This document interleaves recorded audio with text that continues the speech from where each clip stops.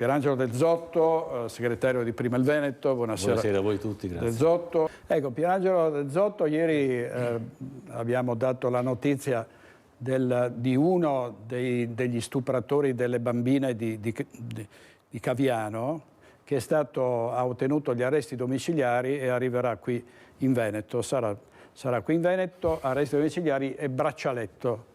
Poi bisogna vedere permessi di sconto, sconti di pena, permessi, eccetera, eccetera. Allora, osservavo, mia madre era di Saonara e io sono nato a Budoia, che è 2 chilometri dal Piancavallo, quindi voglio dire, ho vissuto anche questa situazione. Stavo pensando, a 21 anni sto ragazzo, no? 22, 21 più 12 fa 33, esce a 33 anni con una vita davanti e una persona invece è morta, quindi io sono veramente in difficoltà. Questo nella peggiore delle ipotesi. Nella peggiore delle ipotesi, perché potrebbe uscire anche a 27-28, no?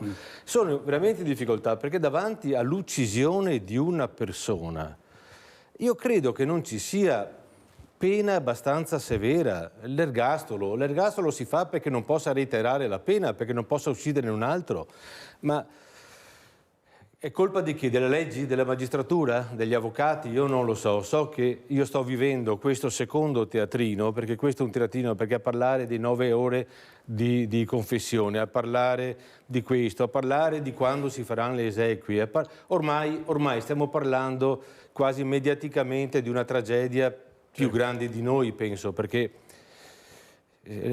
l'ha uccisa perché la voleva per sé, l'ha uccisa perché si stava laureando prima di lui, l'ha uccisa perché... Ma voglio dire, questa persona, sto ragazzo, ha vissuto fino ad oggi, a nessuno è venuto in mente di dire ma reagisce in maniera strana davanti a certe situazioni. Colpa della famiglia? È facile sparare contro la famiglia, contro lo Stato, contro la magistratura, contro le leggi, contro gli avvocati che fanno il loro mestiere.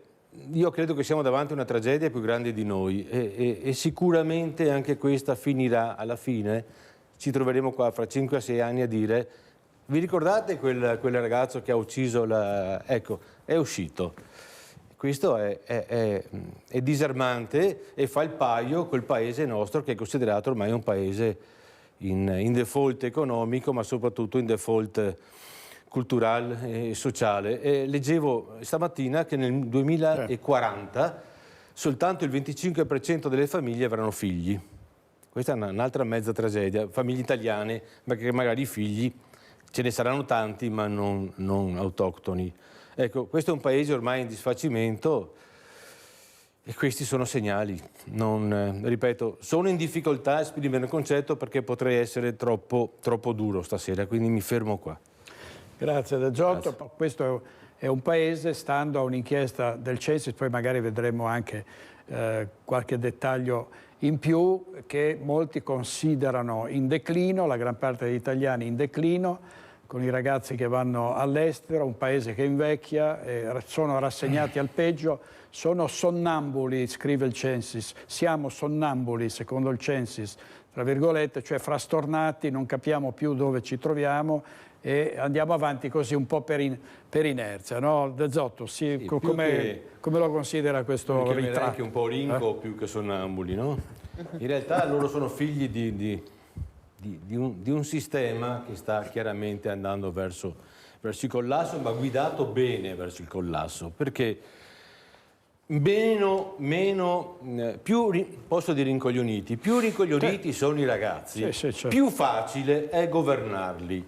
Sarà costoso perché poi vanno rieducati, quindi al sistema costa, però sono più controllabili e questo è il meccanismo che in questo momento sovrintende al nostro paese, anche se non è il mio paese, perché il mio paese è il Veneto, l'Italia per me è un'astrazione politica, è stato detto 200 anni fa e la posso confermare. È un paese che non ha più gli stimoli, perché? Perché ha subito negli ultimi, diciamo, 20-23, dalla famosa grande espressione lavoreremo un'ora in meno e guadagneremo di più, no? In realtà siamo asserviti, tutte le maggiori realtà economiche non sono più italiane, se sono italiane hanno la sede sociale dove conviene, non si produce quasi più in Italia perché conviene produrre in altre realtà. Quindi qualche volta uno dice: ma come? Noi negli anni 20 facevamo 15 figli. No? Perché è un paese che va da un estremo all'altro, o dal fare 15 figli perché serviva manovalanza nei campi, oppure da farne 0, perché attualmente è 0,26 credo le famiglie sono formate da 2,26 mediamente membri, quindi già avere 2 figli, ne parlo io che ne ho uno e quindi sono parte in causa, ma già avere 2 figli. Perché non si hanno più 2 figli? Perché costa, perché la moglie lavora, perché la vita costa, perché non ce lo si può permettere di avere più di 1 o 2 figli. È un paese che ha perso la lucidità, è un paese che ha perso la guida, perché io di statisti, l'ultimo statista che io ho visto e che non era del mio sentire, è stato un signore che, siccome si è permesso di alzare i toni verso coloro che ci considerano colonia, è stato fatto fuori letteralmente, politicamente. Altri vengono fatti fuori fisicamente. Sto signore è stato fatto fuori politicamente perché si era permesso di dire ai nostri colonizzatori: per favore, questa è casa mia, non è casa vostra. Quindi è un paese che sta subendo da tempo un processo di indebolimento. Siamo un episodio, la guerra in Libia è stata fatta dalla Total, che si è portata a casa il petrolio, e noi sono rimasti i problemi della Libia. Le maggiori catene di commercio sono andate in Francia, qualcuno le ha vendute. Le grandi fabbriche, dicevo, hanno la sede sociale dove si paga meno tasse, quindi mancano gli stimoli perché questo paese possa in qualche maniera fare un imbalzo e riscattare, probabilmente perché questo paese è arrivato a fine corsa, e io mi auguro che questo fine corsa avvenga quanto prima, perché questo fine corsa vorrebbe dire che finalmente si torna agli stati che abbiano la sovraimpressione tra Stato e nazione, e parlo del Veneto. Il Veneto sarebbe Stato nazione, l'Italia è uno Stato ma non è una nazione, e quindi prima deflagra questo meccanismo, prima dal mio punto di vista sarà il bene di tutti, anche di coloro che non sono veneti.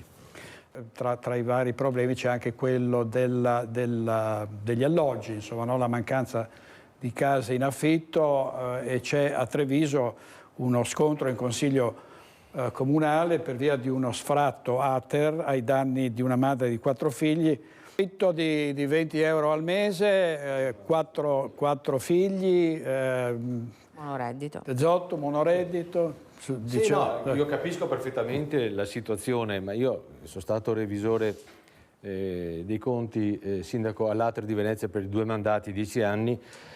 Ci sono delle realtà che vanno sicuramente difese, ma che sono un attimino da interpretare, perché questa signora ha 4 figli, 3 minorenni e 1 maggiorenne. Allora 20 euro al mese sono 240 euro all'anno. Se anche per 10 anni non avesse pagato sarebbero 2.400 euro. Dopo 10 anni 2.400 euro sono uno stipendio e mezzo, voglio dire, a 9 euro all'ora, come è stato detto.